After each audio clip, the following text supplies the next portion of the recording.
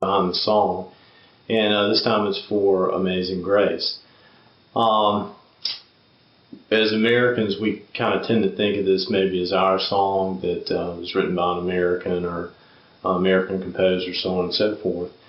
And while we did make it really, really popular, it's kind of not. The song first appeared back New Year's Day, 773, and was written by John Newton. And it was in conjunction with the service, a church service that day, used to illustrate his service. It was first published in print 6 years later in 1779 as part of the Illinois Hymns. And hymnals of that era, and you got to think too, 1773 we were still a colony. 1779 was the end of the Revolutionary War. But hymnals of that day generally didn't contain music. They were simply like books of poetic, inspirational works, and that's what Amazing Grace appeared in. And it would take, well, for the next 50 years and long after Newton's death, for it to be coupled with the tune New Britain, of which I recorded also, and that's the most common around the world melody associated with the words. It had been coupled along the way with over 20 other tunes, and New Britain is the one that kind of called and so on and so forth. The song itself, the words and the tune New Britain, both written by Englishmen, kind of fell into obscurity in Britain, and that's where we kind of come in. We kind of picked it up turn of the 19th century and beyond, and after 1835 when it was finally kind of coupled with recognizable music, and helped really make it a very recognizable song both in the Christian world and the secular world. Newton, the story of the words themselves, which I think are beautiful. The song itself tells about, it's kind of, the title explains it all, Amazing Grace.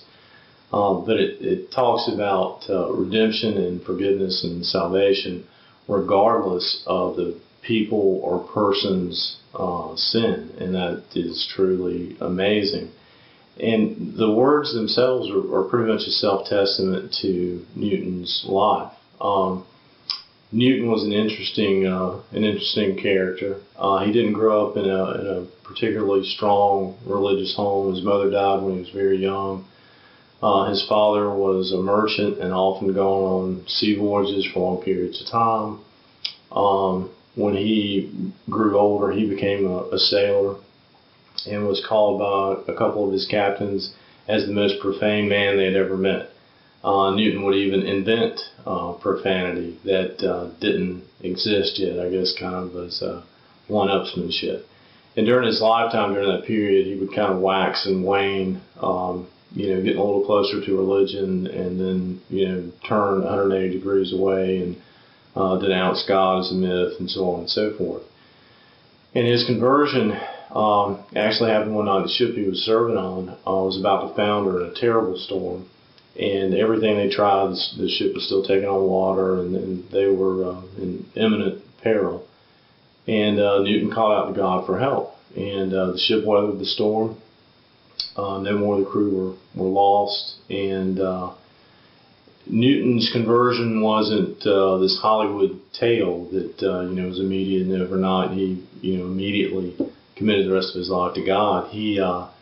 It actually took a couple of years, but he always remembered that night. He mentioned it to his friends and so on and so forth throughout the years. A couple of years later, he finally stopped sailing, got a landlubber job, and taught himself Latin, Greek, and started studying theology, and eventually earned a position as the curator at Illinois, England, and teamed with another gentleman, a former attorney, who had a similar conversion story to Newton's, and they began composing hymns in the form of poems. And that's how the Illinois Hymns, which was eventually published in 1779, came to be. The song itself, as I said, fell in obscurity in England, but was picked up in the Americas, both by the African American slaves, and didn't know this part either. Also by the Cherokees during their displacement on their Trail of Tears to help them through their and I can't imagine that either, the heartache from their displacement. But a great song, great story behind the song, and both the writer and how it's kind of, it's basically an anthem in a lot of ways of Christianity. The message, most of the verses are taken straight out of the New Testament. It's a great song, a great story. I hope you enjoyed this, and I hope you enjoyed the performance. Thanks.